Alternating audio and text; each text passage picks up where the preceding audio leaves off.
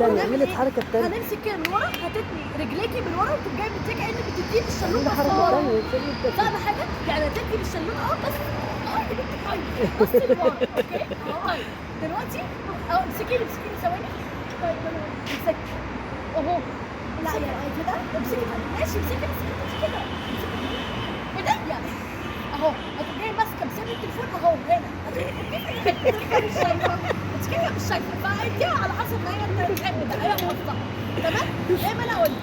لكن لو جت تحط ايديها على بقها زي ما هي عملت كده، كانوا جايين مدينها بالشلوت بس لورا، يعني رجليكي وتقوم جايه مديها بالشلوت لورا. هو كده هيوقف وراكي، يعني عمر ما هيجي حد يخطفك من قدام. اكيد يعني مش حد هيجي يعمل لك كده.